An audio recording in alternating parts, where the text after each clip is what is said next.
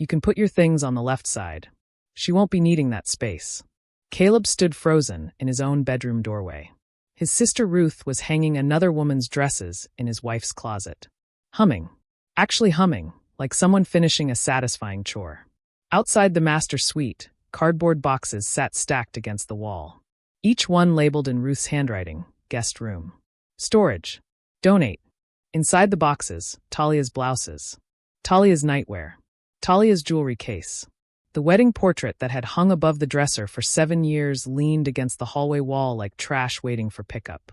And at Talia's vanity, arranging bottles and brushes with the confidence of ownership, sat a woman Caleb had never invited into his home. He had only come back for a forgotten signature. Hello, lovelies, and welcome to Her Drama Tales.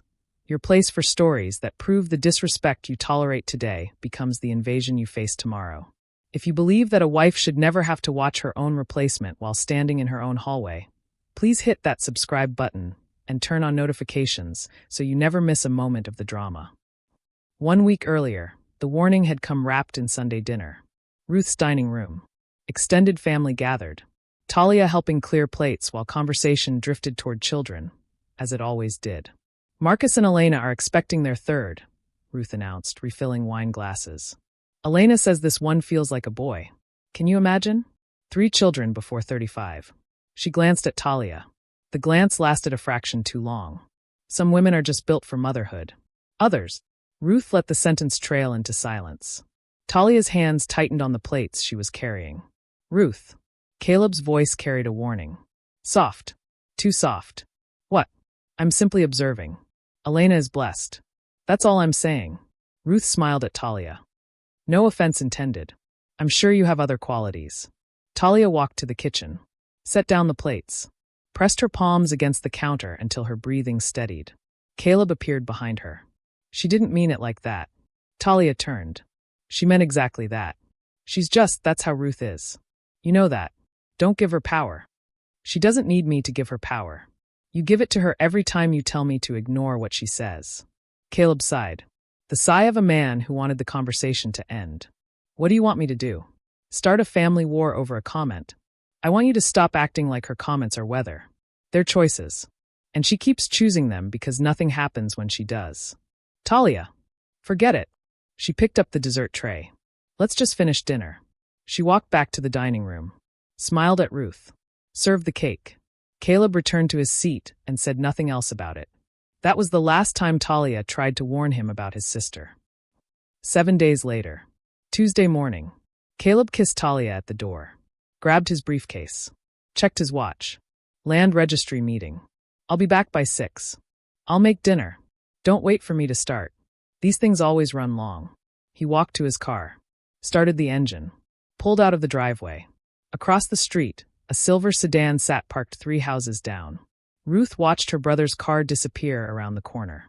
She pulled out her phone. He's gone. Bring everything. 45 minutes later, a white SUV pulled into Caleb and Talia's driveway. Ruth stepped out of the passenger side. Grace emerged from the driver's seat, pulling garment bags from the back. They walked to the front door. Ruth produced a key, the emergency key Caleb had given her 4 years ago. She slid it into the lock. Remember what I told you, Ruth said quietly. Don't apologize. Don't hesitate. Act like this has already been decided. Grace nodded. She carried 3 garment bags and a leather toiletry case. What if she makes a scene? Let her. Hysterical women don't get taken seriously. Calm women do. Ruth turned the key. You are calm. You are prepared. And by tonight, you will be exactly where you belong. The door opened. Talia was in the kitchen when she heard footsteps on the stairs. Not Caleb's footsteps. Multiple people. Moving with purpose. She walked toward the sound. Ruth stood on the landing. Behind her, a woman Talia didn't recognize carried garment bags toward the master bedroom. Ruth. Talia stopped at the bottom of the stairs. What are you doing here? Ruth smiled. Pleasant. Controlled. We need to have a conversation. About the future. What future? Who is that woman? Her name is Grace. She's from church. Very involved in the women's ministry. Very capable. Ruth began climbing the remaining stairs. You'll meet her properly in a moment. But first, I need you to understand something. Talia followed them up. Her heart was already pounding, but she kept her voice steady. Understand what? Ruth entered the master bedroom. Grace was already there, unzipping garment bags, examining the closet like a buyer inspecting property. This situation. Ruth gestured at the room. It cannot continue. Caleb has been patient, more patient than most men would be. But patience has limits. And eventually, a home must reflect reality. What reality? Ruth turned to face her directly. 7 years, Talia. 7 years you've occupied this room. And what do you have to show for it? No children. No legacy. Nothing but silence where a family should be. The words hit like a slap. That's not, we've been trying. Trying isn't succeeding. And at some point, a man deserves more than a wife who tries. Ruth opened Talia's closet and began removing hangers. Grace is here to help with the transition. I suggest you cooperate. The displacement happened in stages. First, the closet. Ruth emptied one side completely, Talia's dresses, blouses, jackets, and folded them into cardboard boxes she had brought from the car. Grace hung her own clothes in the cleared space. Slowly, deliberately, smoothing each garment like she was moving into a hotel room she'd booked months in advance. Then the vanity. Ruth swept Talia's products into a plastic bin. Grace arranged her own bottles and brushes in their place. Then the dresser. The top drawer, Talia's drawer, containing things no one else should touch, was emptied into a box labeled guest room. You can't do this. Talia's voice shook. This is my bedroom. Mine and Caleb's. It was. Ruth didn't stop working. Now it's being reassigned. Reassigned? You don't have that authority. I have the authority of common sense. Of family. Of a brother who has been too kind to say what everyone else sees. Ruth closed another box. You had years to become a real wife. You failed. The merciful thing now is to step aside. Grace looked up from the vanity. Made eye contact with Talia for the first time. I know this is difficult, Grace said. Her voice was soft. Practiced. But sometimes God closes one door to open another. Talia stared at her. Get out of my house. Grace's expression didn't change. I think you'll feel differently once you've had time to process. Talia grabbed her phone. Caleb's number. The call rang once. Twice. 3 times. Voicemail. Caleb, call me back immediately. Something is happening at the house. Your sister is here with another woman and there. Her voice cracked. Just call me. Please. She hung up. Tried again. Voicemail. Ruth watched from the bedroom doorway. He won't answer. He's in a meeting. He won't answer because he already knows. Maybe not the details. But the truth? That this marriage has been dying for years. Ruth shook her head slowly. He knows. He's simply too gentle to say it. That's a lie. Is it? Ruth stepped closer. When was the last time he defended you to me? Really defended you? When was the last time he told me to stop, that I was wrong, that you belonged here permanently? Talia had no answer. Exactly. Ruth returned to the bedroom. His silence says everything. I'm just translating. The doorbell rang. Talia's chest tightened. Maybe Caleb. Maybe he'd forgotten his key. She rushed downstairs and opened the door. Margaret Chin, the neighbor from across the street. Retired schoolteacher. Notorious gossip. Talia. I saw the cars in the driveway and wanted to check. Margaret's eyes moved past Talia, into the house, calculating. Is everything all right? Before Talia could answer, Ruth appeared on the stairs. Margaret. How lovely. Ruth descended with the warmth of a hostess greeting expected company. We're just doing some reorganizing. Family matters. Margaret looked between them. Reorganizing. Talia and Caleb have decided to make some changes. I'm here to help with the transition. Ruth's smile was immaculate. You know how these things are.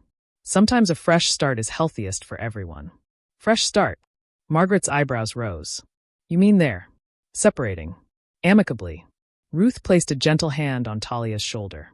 We're supporting Talia through a difficult time, making sure she has somewhere comfortable to stay while she gets back on her feet.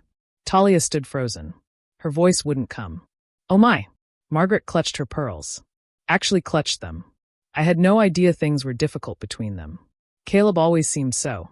He's been patient. So patient. But 7 years is a long time to wait for something that was never going to happen. Ruth squeezed Talia's shoulder. Performative comfort. We just want what's best for everyone. Margaret nodded sympathetically.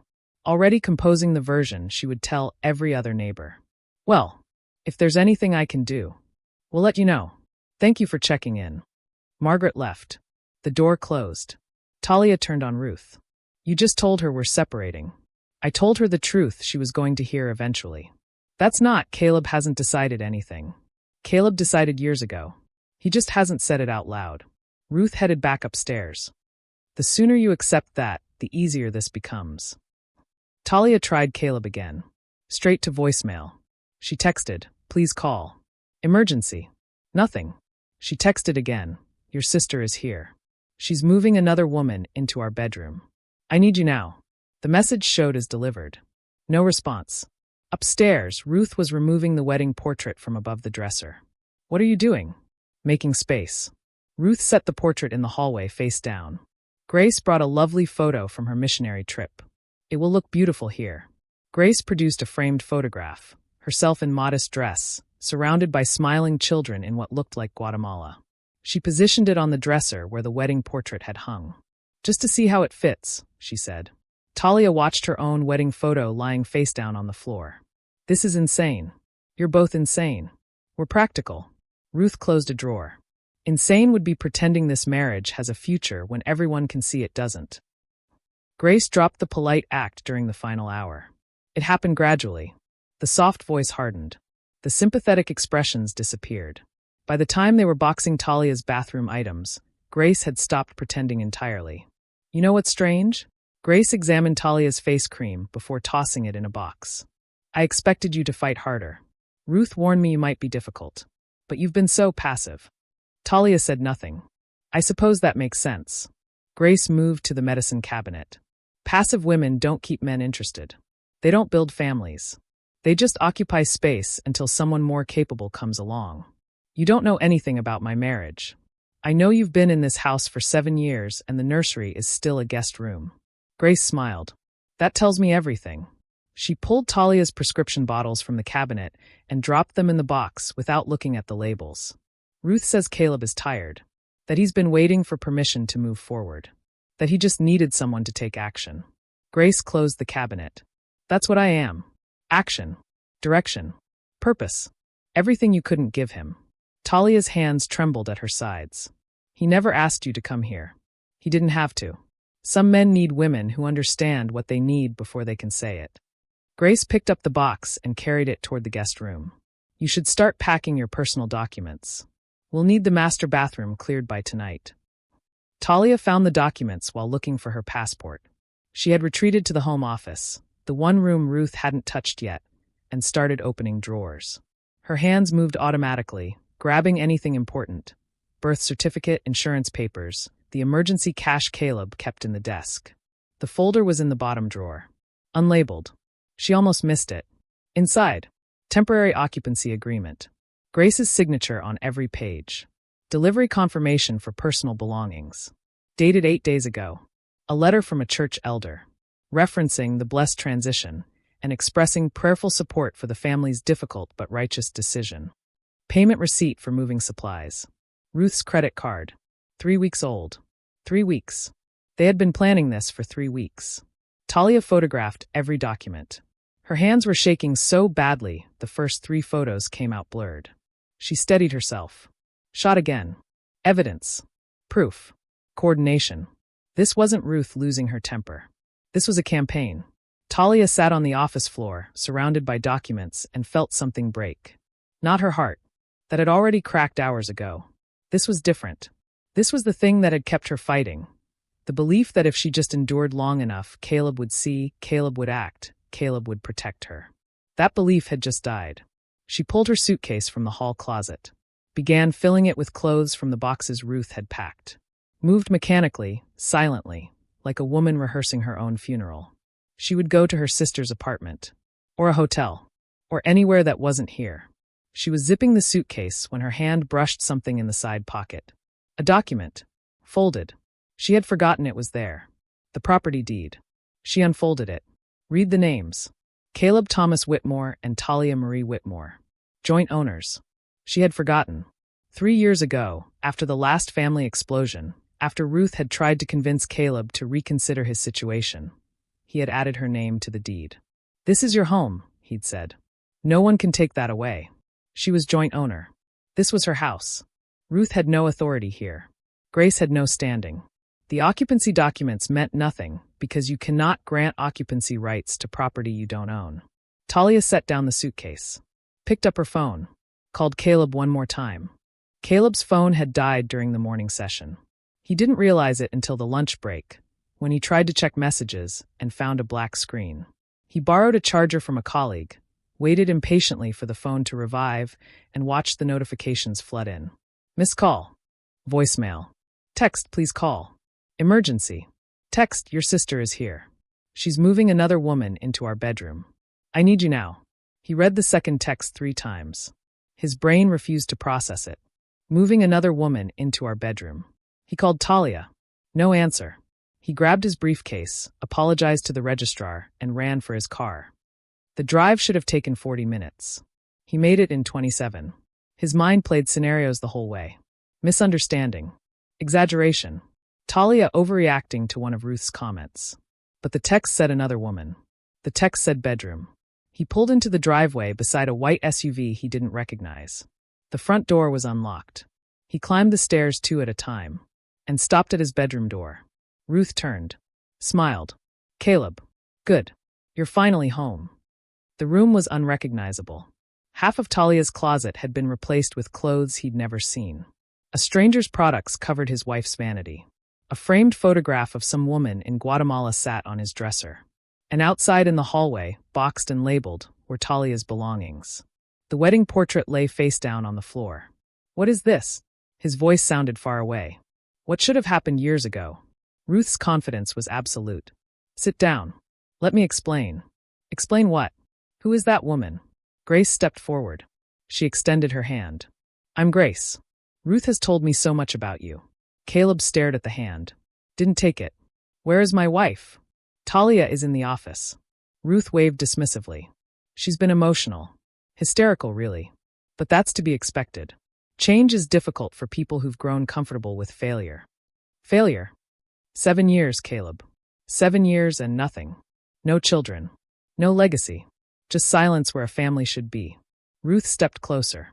I know you love her. Or think you do. But love isn't enough when a woman cannot give you a future. Caleb's hand found the doorframe. Steadied himself. You moved her things out. I made room for someone better. The wedding portrait was a reminder of a mistake. Now it's not. He looked at Grace. At her clothes in his wife's closet. At her products on his wife's vanity. You brought this woman into my home. Into my bedroom. Without telling me. Because you would have said no. Ruth's patience was infinite. You always say no.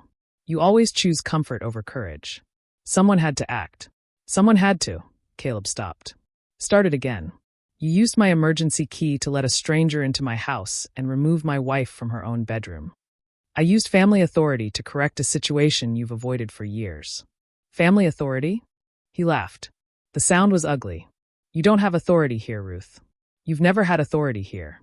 I have the authority of someone who actually cares about your future. You have nothing.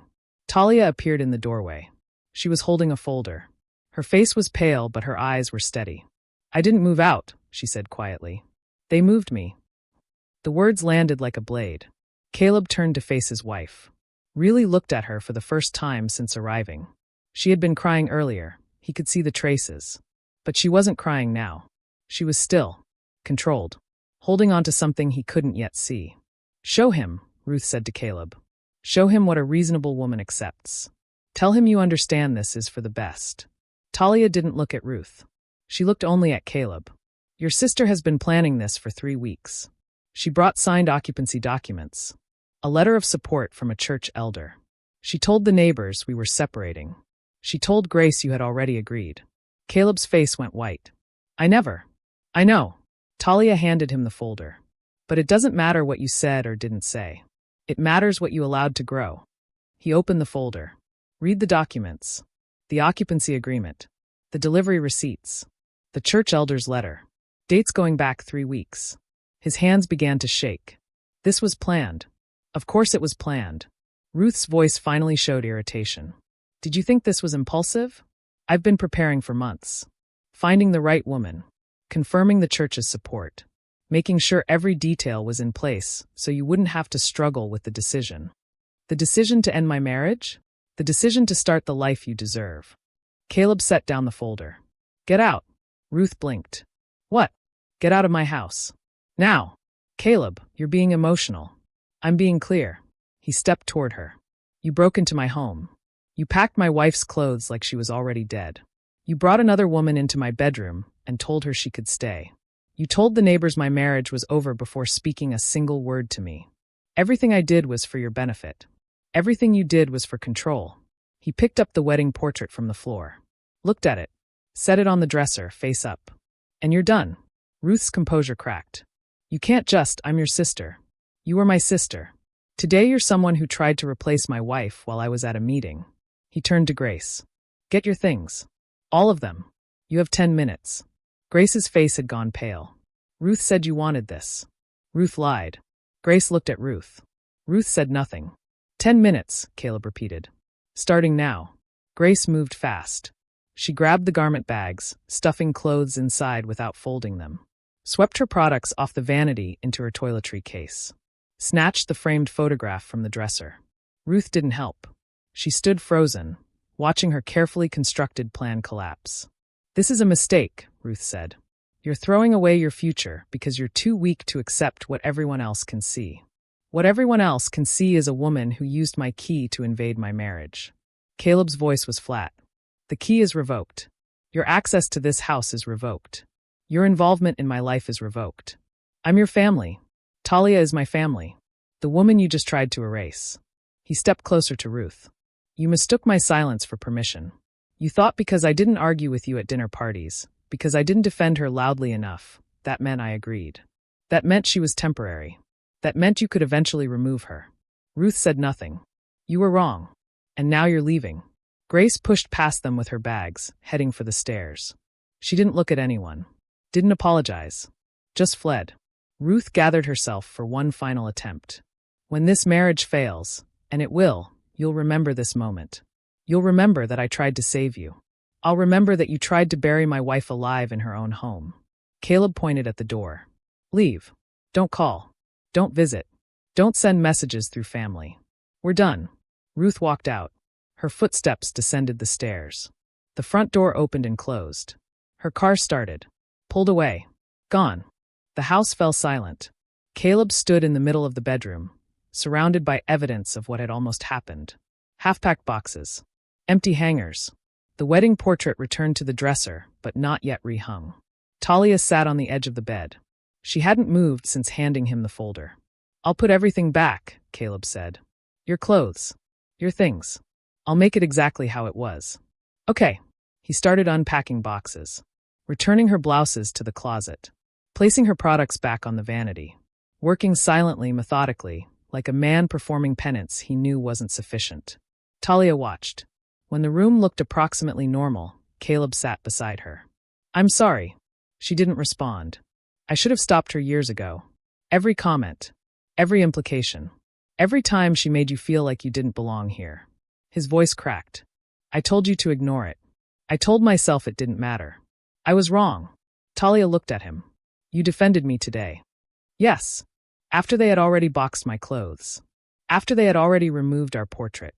After another woman had already arranged her things at my mirror. Talia's voice was quiet. Steady. Devastating. You defended me after the wound. I needed you before it. Caleb had no response. She used a key you gave her. She brought documents dated 3 weeks ago. She told the neighbor we were separating. She told Grace you had already agreed. Talia stood. Walked to the window. She felt bold enough to do all of that because nothing you ever said or did made her believe she couldn't. I never meant. Intent doesn't matter. Impact does. She turned to face him. I called you 4 times. Left messages. Texted. Begged. And while I was begging, your sister told me your silence was proof you agreed with her. My phone was dead. Your phone has been dead for years, Caleb. That's how she got bold enough to do this. The words landed. What do you want me to do? Talia looked at the room. At the portrait back on the dresser. At her clothes returned to the closet. At the bed where she had slept beside him for 7 years. I don't know. She picked up a small bag. I'm sleeping in the guest room tonight. Talia. I need to think. about whether a man who only protects after the damage is someone I can trust to protect at all. She walked out. The guest room door closed. Caleb sat alone in the master bedroom, surrounded by everything he had restored and nothing he had saved. That night, he lay awake staring at the ceiling. The wedding portrait hung above the dresser again. The closet was organized. The vanity was cleared of any trace of grace. Everything physical had been returned to its proper place. Nothing felt the same. Down the hall, behind a closed door, his wife was deciding whether 7 years of marriage could survive the discovery that her husband's silence had been interpreted as permission by everyone who wanted her gone.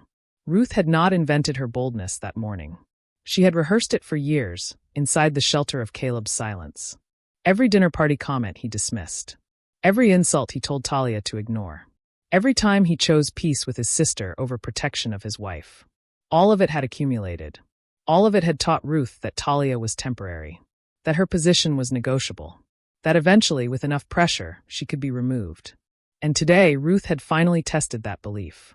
She had been wrong about the outcome, but she hadn't been wrong about the permission. Caleb had given it to her. Not with words, with silence, with tolerance, with the comfortable cowardice of a man who wanted everyone to get along more than he wanted anyone to be protected. He understood that now. He would never sleep through that understanding. 11 days later, Talia moved her things back into the master bedroom. She didn't announce it, didn't explain. She simply returned her clothes to the closet, her products to the vanity, her presents to the bed. Caleb didn't ask what had changed. Some decisions happen in private, through calculations that cannot be witnessed. She was there. That was enough. For now. But when he reached for her hand across the mattress that first night back, she didn't take it. Not yet. The room was restored. The invaders were expelled. The deed proved ownership. And the marriage remained on trial. Ruth attempted contact 3 times over the following weeks. Caleb blocked her number. Returned her letters unopened. Informed family members exactly what she had done and exactly why she would never be welcome again. Some relatives defended her. She meant well. Family should forgive. Caleb's response never varied. She coordinated a replacement for my wife. She used my key to let another woman into my bedroom.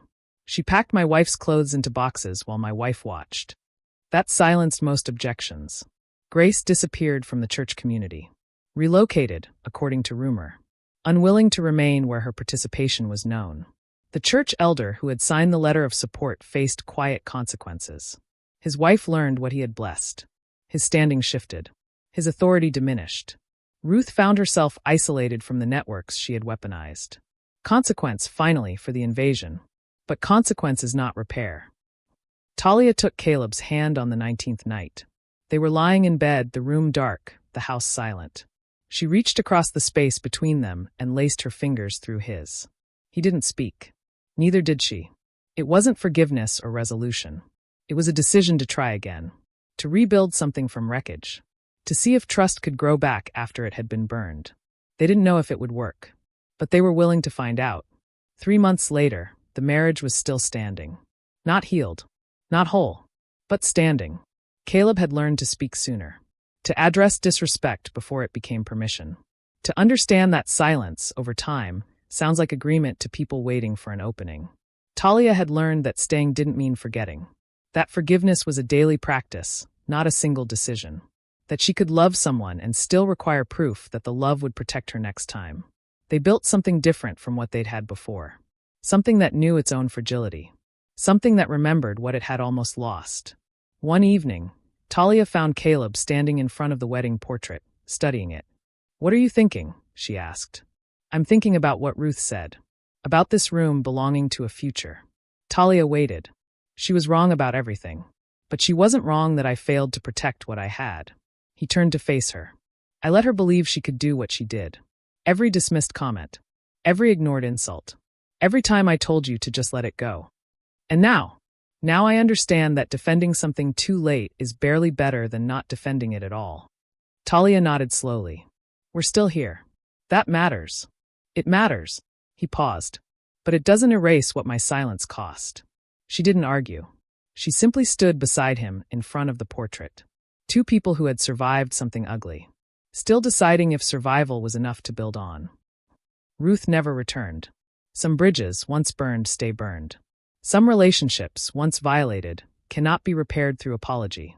She had not simply insulted Talia. She had attempted to replace her. Physically, deliberately, with documents and coordination and another woman's clothes hanging in her closet. That was not a mistake. That was a campaign. And campaigns are not forgiven. They are simply ended. So, we have come to the end of the story. Here's what I want to leave you with. Ruth didn't invent her courage that morning. She had tested it for years, comments at dinners, suggestions about alternatives, pointed observations about failure. And Caleb's silence taught her that escalation was safe. The invasion wasn't sudden. It was the logical conclusion of boundaries that were never set. So I have to ask you, should Talia have stayed after his silence enabled this? And can a man who only protects after the wound ever be trusted to protect before it? Drop your thoughts in the comments. This one matters. Like this story, share it with someone who understands that love without boundaries is just an invitation for betrayal. Subscribe to her drama tales so you never miss a moment of the drama.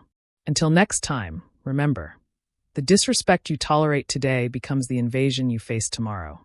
And a wife should never have to watch someone redecorate her marriage while she's still standing in it.